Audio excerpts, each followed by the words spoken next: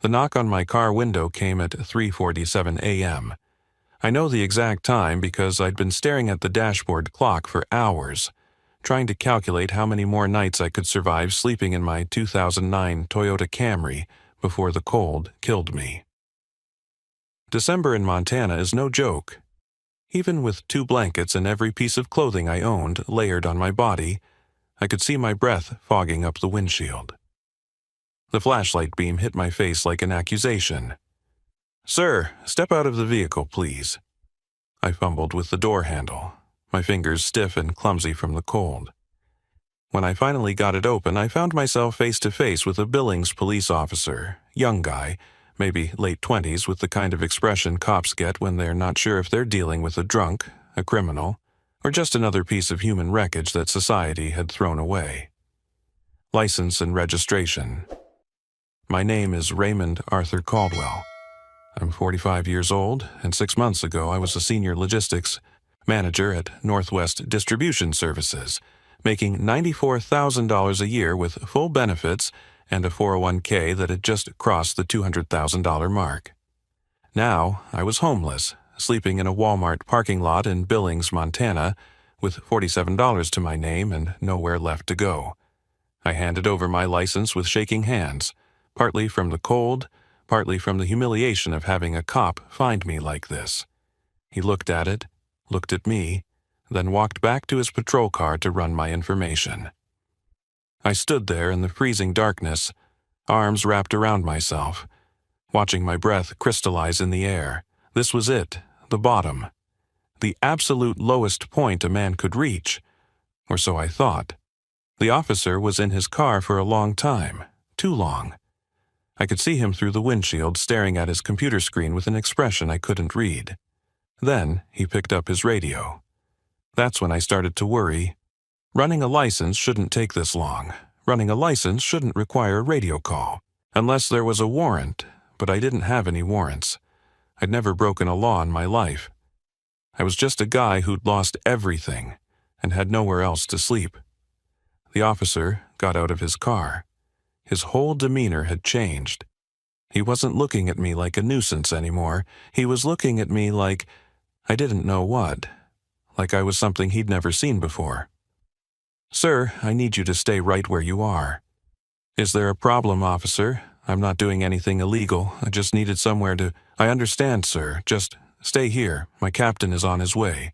"Your captain? Why would—" "Please, sir, just wait." 15 minutes later, a second patrol car pulled into the Walmart lot. An older man stepped out, mid-50s, silver hair, the kind of weathered face that comes from decades of dealing with things most people never see. Captain, according to the insignia on his uniform. The 2 officers huddled together, speaking in low voices, glancing at me, periodically. The captain looked at whatever was on the younger officer's laptop screen. Even from 20 feet away, I could see his expression change. They both walked toward me. "Mr. Caldwell," the captain said. "I'm Captain Frank Moreno, Billings PD. I need to ask you some questions." "Am I under arrest?" "No, sir, nothing like that." He paused, choosing his words carefully. "When Officer Daniels ran your license, it triggered a federal flag in the system, a flag that's been active since 1991. 1991? I would have been 12 years old. I don't understand. What kind of flag? That's what we're trying to figure out." Captain Moreno's eyes were fixed on mine. "Sir, I need you to answer a question, and I need you to answer it truthfully. What is your mother's maiden name?" The question hit me like a physical blow. My mother, Elizabeth Caldwell, née Elizabeth Harmon, had been dead for 23 years, ovarian cancer. I'd held her hand in the hospital room when she passed, watched the light leave her eyes while my father sobbed in the corner. Why were they asking about her? "Harmon," I said slowly. "Elizabeth Harmon. Why?" Captain Moreno stared at me for a long moment. Then he pulled out his phone and dialed a number. Someone answered on the second ring. Even in the freezing December air, even with my mind reeling from confusion and exhaustion, I could hear the voice on the other end. Loud, urgent. This is Captain Frank Moreno, Billings Police Department. I have a Raymond Arthur Caldwell here, date of birth August 14th, 1979. His mother's maiden name is Harmon. A pause. Yes, sir, I'm certain. The voice on the other end spoke for almost a full minute. I watched Captain Moreno's face as he listened. Watched his expression shift from professional curiosity to something else entirely. His hands started to shake. Understood, sir. We'll keep him here. Yes, sir, absolutely. He hung up the phone and looked at me, really looked at me like he was seeing me for the first time. Mr. Caldwell, he said, his voice slightly unsteady, is there somewhere warm we can take you? A diner, maybe? Somewhere you can get some coffee and wait. Wait for what? Captain Moreno exchanged a glance with Officer Daniels. Sir, I'm not at liberty to explain everything right now, but I can tell you this. There are people who've been looking for you for a very long time. Important people. He paused. And they're on their way here tonight. I stood there in the Walmart parking lot at 4 a.m., wearing every piece of clothing I owned, my life reduced to what could fit in the backseat of a rusting Toyota. And somehow, impossibly, everything was about to change. Let me tell you how a man goes from $94,000 a year to sleeping in his car in 6 months. It starts with love. It always does. I met Sandra Whitfield in 2015 at a friend's barbecue in Portland, Oregon. She was 34, I was 36. Both of us coming off failed relationships, both of us, convinced we'd never find anyone. She was beautiful. Not in the obvious way that makes men stupid, but in the warm, comfortable way that makes you think about growing old together. Brown hair with streaks of early gray she refused to dye, laugh lines around her eyes, a smile that made you feel like you were the only person in the room. We dated for 2 years, got married in 2017 at a small ceremony on the Oregon coast, just family and close friends, the way we both wanted it. For 4 years, I thought I had the perfect life. Sandra worked as an office manager at a mid-sized law firm in downtown Portland. I'd drop her off sometimes when her car was in the shop, walk her to the elevator, kiss her goodbye like a lovesick teenager. The firm was called Garrett and Associates. Personal injury, mostly. Ambulance chasers, but successful ones. The senior partner was a man named Mitchell Garrett. I should have seen it coming. The signs were there, same as they always are. Late nights that turned into later nights. New clothes, new perfume, new attention to her appearance. The way she'd angle her phone away from me when texts came in. But I trusted her. I loved her. And I was too busy building a life to notice that she was tearing it down behind my back. I found out in March 2024. Sandra had left her laptop open on the kitchen counter. She was in the shower, and I was looking for a recipe she'd bookmarked. Lamb chops, her favorite. I was going to surprise her with dinner. Instead, I found emails. Hundreds of them. Dating back 2 years. 2 years of, I can't stop thinking about you. 2 years of, last night was incredible. 2 years of, when are you going to leave him? Mitchell Garrett was 52 years old, divorced twice, and apparently sleeping with my wife in his corner office every Tuesday and Thursday while I was at work believing everything was fine. I confronted her that night. She didn't cry, didn't apologize, didn't even seem surprised that I'd found out. I want a divorce, she said, like she was ordering takeout. Mitchell and I have discussed it. He's going to represent me. You should find your own lawyer. Represent you? Sandra, he's the reason I've been happy for the first time in years. Her voice was cold, flat, like she was talking to a stranger. You were never here, Raymond. Always working, always tired, always somewhere else in your head. Mitchell actually sees me. I gave you everything. You gave me a comfortable prison. She picked up her phone, probably to text him. I've already talked to Mitchell about the division of assets, the house, the retirement accounts, everything. He says with Montana's equitable distribution laws, I'm entitled to at least 60%. Montana? We live in Oregon. She smiled. It wasn't a nice smile.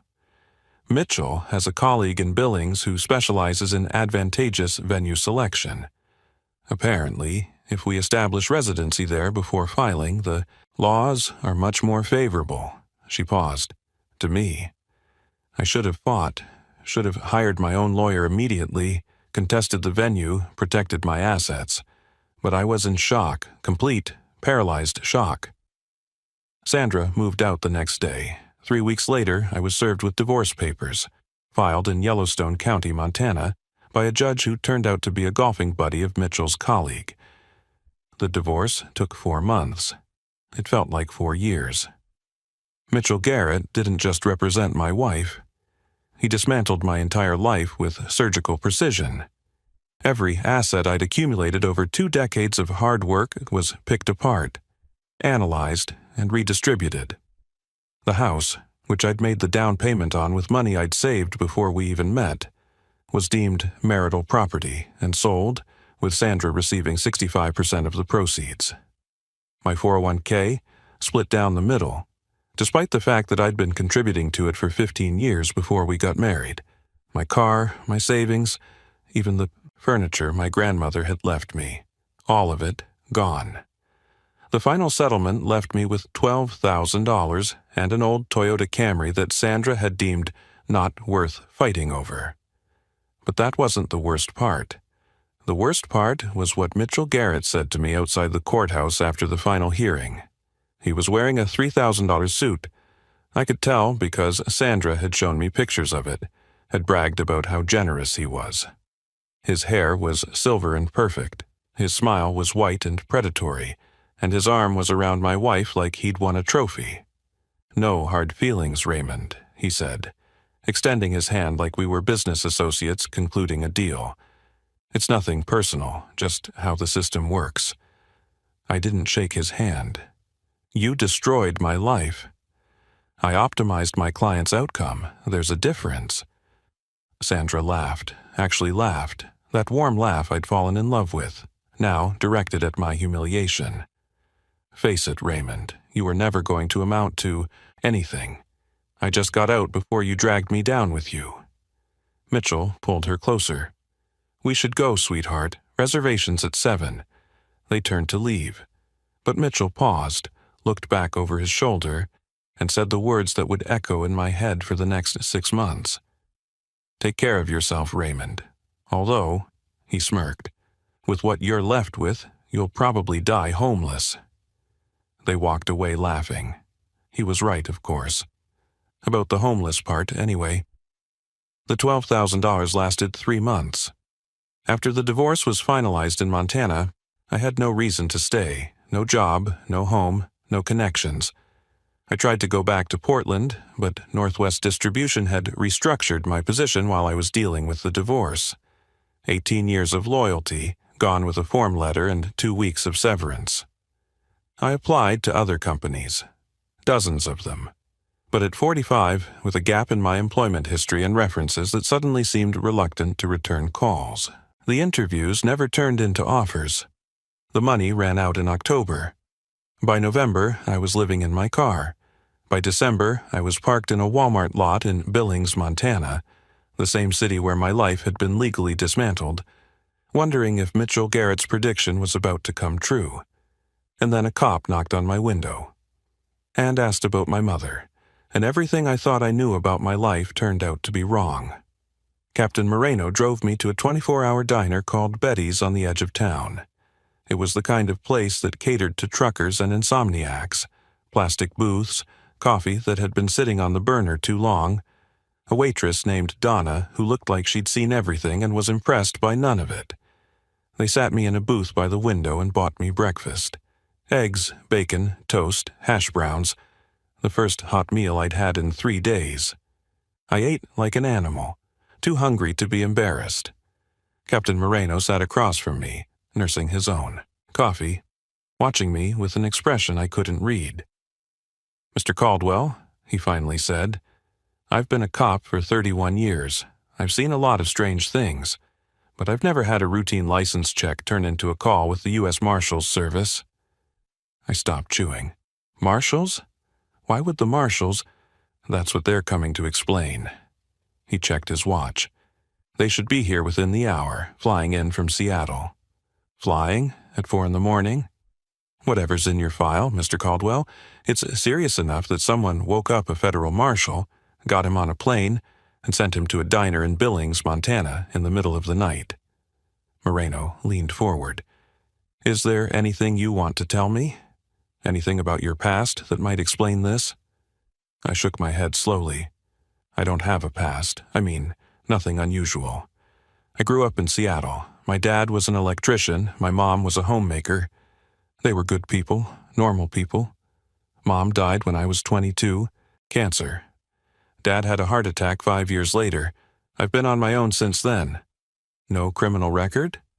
Not even a parking ticket. Military service? I tried to enlist after high school. They rejected me. Heart murmur. Turned out to be nothing, but by then I'd already started working. Moreno frowned.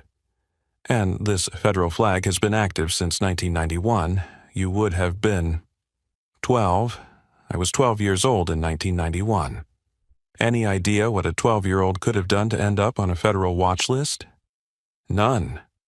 I was a normal kid. School, baseball, video games. Nothing that would attract federal attention.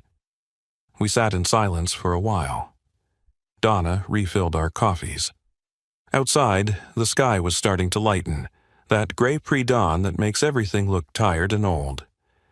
At 6:23 a.m., a black SUV pulled into the diner's parking lot. 2 men got out. Both were wearing suits, not expensive ones like Mitchell Garrett's, but the functional kind that government employees wear when they need to look official. One was older, maybe 60, with close-cropped gray hair and the build of a former military man. The other was younger, 30s, carrying a leather briefcase. They walked into the diner like they owned the place. The older one's eyes swept the room once, found me, and locked on. Raymond Caldwell? That's me. He slid into the booth beside Captain Moreno. The younger man took the seat next to me, boxing me in. I'm Deputy Marshal William Thornton. This is Deputy Marshal James Chen. He placed his credentials on the table, the gold star of the U.S. Marshals Service catching the diner's fluorescent light. Mr. Caldwell, what I'm about to tell you is going to sound unbelievable. I need you to listen carefully and save your questions until I'm finished. I nodded, my heart hammering against my ribs. In 1987, a man named Alexander Harmon founded a technology company called Harmon Defense Systems. Within 4 years, HDS was one of the largest defense contractors in the country. $2.3 billion in government contracts, cutting-edge weapons systems, classified projects at the highest levels. Harmon, my mother's maiden name. Alexander Harmon had a younger sister named Elizabeth. Elizabeth was considered the more brilliant of the 2 siblings, graduated MIT at 19, had offers from every major tech company in the world. But she chose a different path. She married a man named Arthur Caldwell, moved to Seattle, and had a son. My father's name was Arthur. I couldn't breathe. Elizabeth Harmon Caldwell was your mother, Mr. Caldwell, and Alexander Harmon, founder of a multi-billion-dollar defense empire, was your uncle. The words hit me like hammer blows. Uncle, empire, billions. That's impossible. My mother never mentioned. There's a reason for that. Thornton's voice was gentle but firm. In 1991, Alexander Harmon received credible death threats from foreign intelligence services who wanted access to his technology. The FBI and the Department of Defense made a decision. Alexander's entire extended family would be placed under protection, hidden. Any records linking them to Harmon would be sealed. But my parents never said anything. They weren't told the full truth. They were told it was a temporary precaution, that it would all blow over in a few years, but the threats never stopped. And then, in 1994, Alexander Harmon was killed in what was ruled a small plane accident. I remembered that year. I was 15. My mother had seemed different. Quieter, sadder. I'd asked her once if something was wrong, and she'd just hugged me and said sometimes life doesn't work out the way you planned. After Alexander's death, his estate went into a complex trust structure. No heirs were named publicly for their protection. The trust has been managed by a team of attorneys and financial advisors ever since, waiting. Waiting for what? Deputy Marshal Chen opened his briefcase and pulled out a thick folder. He set it on the table between us. Waiting for you, Mr. Caldwell. Alexander Harmon's will was very specific.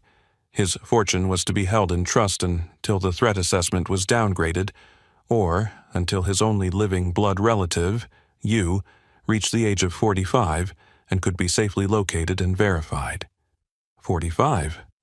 I'd turned 45 4 months ago.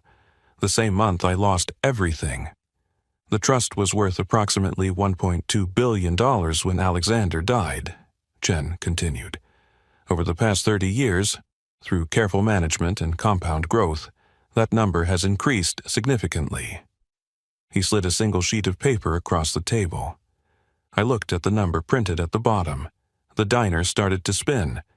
$4.7 billion, Mr. Caldwell. That's your inheritance. You are Alexander Harmon's sole heir, and as of your 45th birthday, the trust has been waiting for us to find you and complete the verification process. I opened my mouth to speak, but no words came out. $4.7 billion. I was sleeping in my car this morning. I had $47 to my name. I'd been told I would die homeless. And now 2 federal marshals were telling me I was one of the wealthiest people in America. There's one more thing, Thornton said. Your mother left something for you. A letter to be delivered only when you were verified as Alexander's heir. She wrote it before she died and asked that it be held in the trust documents. Chen pulled out an envelope. Yellowed with age, my mother's handwriting on the front. For Raymond, when the time comes. My hands were shaking so badly I could barely hold it. Take your time, Thornton said. We'll be here when you're ready. I opened the envelope and unfolded the letter inside. My dearest Raymond, if you're reading this, then the day I always feared has finally come, and somehow, against all odds, you've survived to see it. I'm sorry. I'm so sorry for all the lies, for never telling you about your Uncle Alexander, about who your family really was, about the inheritance that was always meant to be yours. I wanted to tell you so many times, but I was afraid. Afraid that the same people who threatened Alexander would come for you. Your uncle was a brilliant man, but a lonely one. He never married, never had children. He used to say that you were the closest thing he'd ever have to a son. He visited once, when you were 3. You probably don't remember. He held you in his arms and cried. He said you were the future, the only part of his legacy that really mattered. I don't know what your life has been like. I don't know what struggles you've faced. But I know this. You are a Harmon. You come from people who built empires, who changed the world, who refused to accept the limits others placed on them. Whatever has happened to you, whatever you've lost, rise from it. Use what Alexander left you not for revenge, but for purpose. Build something, help people. Be the man I always knew you could be. I love you, Raymond. I have always loved you, and wherever I am now, I am proud of you. Your mother, Elizabeth, tears were streaming down my face. I didn't bother to wipe them away. My mother, the woman who'd held me when I had nightmares, who'd taught me to ride a bike, who'd died holding my hand in a hospital room. She'd been carrying this secret my entire life. She'd been protecting me. And now, finally, the protection was over. I looked up at the marshals, at Captain Moreno, at the diner that suddenly felt too small to contain what was happening. What happens now? Thornton almost smiled. Now, Mr. Caldwell, we take you to Seattle to meet the trustees. There's a lot of paperwork, a lot of verification, a lot of legal formalities. But essentially, he leaned back. Now you claim what's yours. I looked out the window at my rusting Toyota Camry, still parked in the lot across the street. 6 hours ago I was homeless. Now I was a billionaire. And somewhere in Portland, Mitchell Garrett was waking up next to my ex-wife, confident that he'd destroyed me completely. He had no idea what was coming. The next 6 weeks were a blur of lawyers, accountants, and documents. The trustees, a team of 7 attorneys and financial managers who'd been guarding my uncle's legacy for 3 decades, were headquartered in a glass tower in downtown Seattle. They'd been expecting me for years, apparently, had protocols in place, verification procedures, contingency plans. They were also, to my surprise, genuinely happy to see me. "Your uncle spoke about you often," said Margaret Chen, the lead trustee. No relation to Deputy Marshal Chen, just a coincidence. She was 73 years old, had been Alexander's personal attorney since the company's founding, and had the kind of sharp eyes that missed nothing. "He had a photograph of you on his desk, the last one your mother sent him when you were about 10. I don't remember ever meeting him. You were very young, but he remembered you." She smiled. "He used to say you had his sister's eyes, Elizabeth's eyes." The verification process was extensive. DNA tests, document authentication, interviews with people who'd known my mother decades ago. The Marshal's Service was involved, along with the FBI and several agencies whose names I wasn't allowed to know. But eventually, after 6 weeks of bureaucracy and background checks and signatures on documents I barely understood, it was official. I was Raymond Arthur Harmon Caldwell, legal heir to Alexander Harmon's estate, and I was worth $4.7 billion. The money was staggering. Not just the number, but what it represented. Harmon Defense Systems had been sold in 2001, but the proceeds had been invested in everything from tech startups to commercial real estate. I owned shares in companies I'd never heard of, properties in cities I'd never visited, accounts in banks that didn't advertise to normal people, but I didn't care about any of that. Not really. What I cared about was what the money could do. "I want to understand everything," I told Margaret during one of our early meetings. "Every company, every investment, every asset. I'm not going to be a passive owner." "That will take years, Mr. Caldwell." "I have years. What I don't have is ignorance." I leaned forward. "My uncle built this. My mother protected it. I'm not going to waste it." Margaret studied me for a long moment. Then she smiled. The first real smile I'd seen from her. "You really are Elizabeth's son." I threw myself into learning. 18-hour days, studying financial reports and company histories, meeting with executives and portfolio managers, understanding for the first time the world I'd inherited. But even as I built my new life, I never forgot the old one. I never forgot Mitchell Garrett's smirk. I never forgot Sandra's laugh. I never forgot the words, "You'll probably die homeless." Some people would call what I was planning revenge. Maybe they'd be right. But I preferred to think of it as justice, the kind of justice that the legal system had failed to provide, the kind that only money and patience could deliver. I started with research. Mitchell Garrett wasn't just a personal injury lawyer. He was the senior partner at Garrett & Associates, a firm that had grown suspiciously fast over the past decade. His client list was impressive. Major settlements, big payouts, the kind of wins that made other lawyers jealous. Too many wins, actually. I hired a team of investigators, former FBI, former SEC, the kind of people who know where to look and what to look for. Their job was simple. Find out how Mitchell Garrett really operated. What they found was worse than I expected. Garrett & Associates wasn't just aggressive. It was corrupt.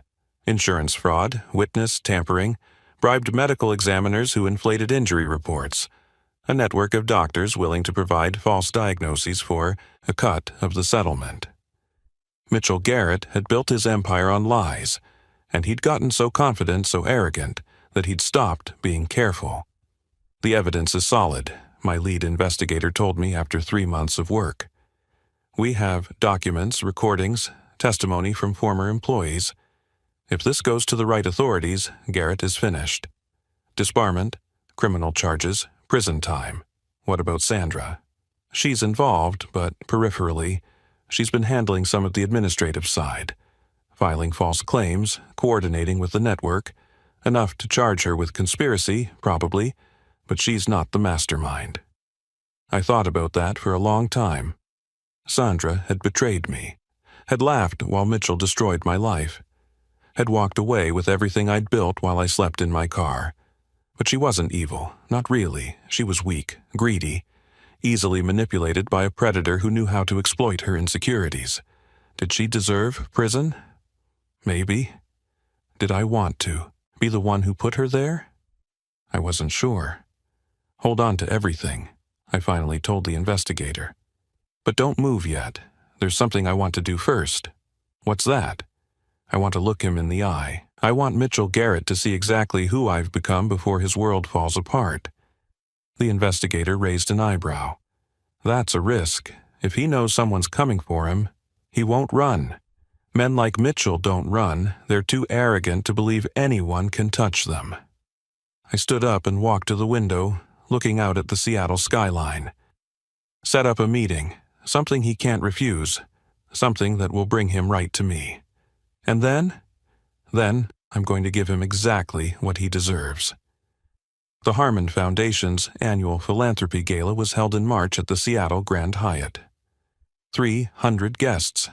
Tech executives, politicians, old money families who'd been donating to worthy causes since before I was born.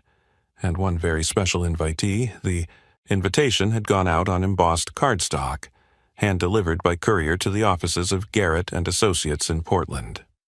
The Harmon Foundation cordially invites Mitchell Garrett, escorned, to attend our annual philanthropy gala as a potential partner in our criminal justice reform initiative. Criminal justice reform. The irony wasn't lost on me. Mitchell accepted within 24 hours. Of course he did. The Harmon Foundation was one of the largest charitable organizations on the West Coast. An invitation like this meant access to donors, to connections, to the kind of people Mitchell had spent his whole career trying to impress. He had no idea he was walking into a trap. I watched from across the ballroom as he arrived. He was wearing an even more expensive suit than the one I remembered from the courthouse. $5,000 at least, perfectly tailored. Sandra was on his arm, radiant in a red gown that probably cost more than my monthly salary used to be. They looked happy, looked confident, like they owned the world. Mitchell worked the room like a professional, shaking hands, making small talk, collecting business cards. He was good at it, I had to admit. Charming, in a reptilian way. The kind of man who could make you feel like the most important person in the room while he was calculating how to use you. I waited until he was alone. Sandra had gone to the bathroom, leaving him momentarily unattended. Then I walked over. "Mr. Garrett," he turned, his professional smile already in place. "Yes, I don't believe we've—" He stopped, the color drained from his face. "Raymond?" "In the flesh." I extended my hand, although I go by Raymond Harmon Caldwell now. Family name, you understand. He didn't shake my hand. He just stared at me, at my tailored Brioni suit, my platinum cufflinks, the quiet confidence of a man who no longer had anything to prove. How is this possible? You were homeless, sleeping in my car. You predicted I'd die that way, if I remember correctly. I don't understand. The Harmon Foundation. You're connected to... I don't just connect to the Harmon Foundation, Mitchell. I am the Harmon Foundation. I let that sink in. My uncle was Alexander Harmon. Perhaps you've heard of him? Defense contractor, built a $2 billion empire from nothing. He left everything to me. Mitchell's mouth opened and closed. No sound came out. Funny how things work out, isn't it? 6 months ago you told me I was nothing, that I'd never amount to anything, that I'd die in a gutter somewhere. I smiled. And now, here we are, at my gala, in my ballroom, surrounded by my guests. "Raymond, listen." He was sweating now, his composure cracking. "Whatever happened between us, it was just business. You understand that, right? Nothing personal. You took everything from me. My wife, my savings, my home. You left me with nothing and laughed while you did it. My voice was calm, almost pleasant. That felt pretty, personal to me. Sandra appeared at his shoulder, her smile fading as she recognized me. Raymond, what, how? Hello, Sandra. You look well. Enjoying the party? She grabbed Mitchell's arm, her nails digging into his sleeve. Mitchell, what's going on? Why is he here? Why does he look like someone who matters? I finished. Interesting question. Maybe you should have asked yourself that before you helped him destroy my life. I pulled out my phone and checked the time. Ah, right on schedule. Schedule? What schedule? The ballroom's main doors opened. 4 men walked in, 2 in the dark suits of federal agents, 2 in the uniforms of U.S. Marshals. The same U.S. Marshals who'd found me in that Walmart parking lot 5 months ago. Mitchell Garrett? The lead agent approached with credentials displayed. FBI, you're under arrest for insurance fraud, wire fraud, and conspiracy to commit witness tampering. You have the right to remain silent. Mitchell tried to run. He made it about 3 steps before a marshal caught him and put him on the ground. The ballroom erupted, gasps, shouts, phones coming out to record. 300 of Seattle's elite watching Mitchell Garrett get handcuffed on the polished floor. Sandra Garrett? A second agent approached my ex-wife, who was standing frozen in shock. You're under arrest for conspiracy to commit insurance fraud. You have the right to remain silent. Anything you say can and will be used against you. No, Sandra screamed, twisting away. I didn't do anything. It was all Mitchell. I just did what he told me. That's not what your email records indicate, ma'am. They cuffed her anyway. Gently, professionally, but firmly. As they led her past me, Sandra's eyes met mine. Mascara was running down her cheeks. Her perfect gown was disheveled. She looked exactly the way I'd felt that day outside the courthouse. Destroyed, humiliated, helpless. Raymond, she whispered, please. I'm sorry. I never meant... You laughed, I said quietly. When he told me I'd die homeless, you laughed. She had nothing to say to that. The agents led them both out. The ballroom was chaos. Reporters who'd been invited to cover the gala now had the story of the year. Mitchell Garrett, prominent Portland attorney, arrested for federal crimes at a charity event hosted by a mysterious billionaire. A billionaire who turned out to be his former victim. Deputy Marshal Thornton appeared at my elbow. That was dramatic. You told me 5 months ago that I'd claim what was mine. I did. I meant the money. The money was just the beginning. I watched the door close behind Mitchell and Sandra. Justice, that's what I was really claiming. Thornton studied me for a moment. Your uncle would have approved. He was a man who believed in consequences. So am I. The gala continued eventually. People are resilient. Free champagne helps. By midnight, the arrests were just a story people were telling each other, another scandal to gossip about over cocktails. But I didn't stay to celebrate. I went back to my hotel room, sat by the window, and watched the Seattle lights glitter against the darkness. Mitchell Garrett was going to prison. Sandra would probably get probation, maybe a few months of minimum security. She was small fish, and she'd cooperate. Their lives were over. Everything they'd built on lies and cruelty was dust. And me? I was just getting started. Mitchell Garrett was convicted 8 months later. The trial was a media circus. Prominent attorney revealed as career criminal, brought down by the homeless man he'd mocked and robbed. Every news outlet in the Pacific Northwest covered it. Court TV ran daily segments. True crime podcasts were already planning episodes. The evidence was overwhelming.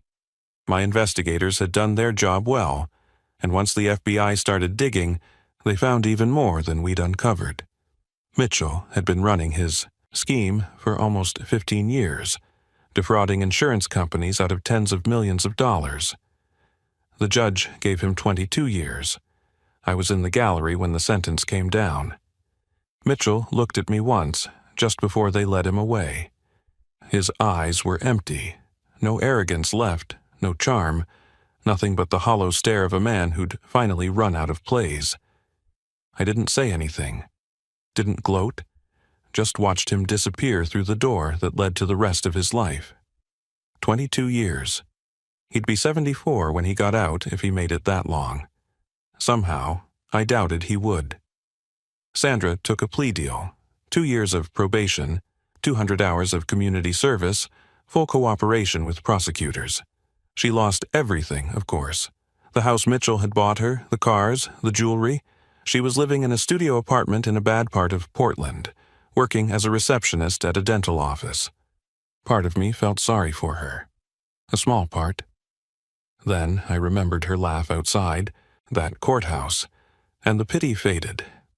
I heard through mutual acquaintances that she tried to reach out to me once, sent a letter through my lawyers, apologizing, explaining, asking if there was any chance we could talk. I didn't respond. Some doors, once closed, should stay closed. The Harmon Foundation grew under my leadership. We expanded into education, funding scholarships for first-generation college students. We built community centers in underserved neighborhoods. We created programs to help people who'd been wrongly convicted, who'd lost everything through no fault of their own, who just needed someone to give them a chance. I knew what it felt like to have nothing. I wanted to make sure fewer people had to feel that way. Captain Frank Moreno came to visit me once, about a year after everything happened. He was retiring from the Billings PD, 32 years of service, finally ready to hang up his badge. We had dinner at a steakhouse in Seattle. My treat. I still think about that night, he said over his ribeye. Finding you in that parking lot. Thinking you were just another homeless guy having a rough time. I was a homeless guy having a rough time. Yeah, but you were also a billionaire. You just didn't know it yet. He shook his head. Life's strange. That's one word for it. You know what I remember most? When I asked about your mother's maiden name, you answered without hesitation. No suspicion, no fear, just trust. I had nothing left to hide, nothing left to lose. That's exactly it. Moreno pointed his fork at me. Most people, when they hit rock bottom, they close off.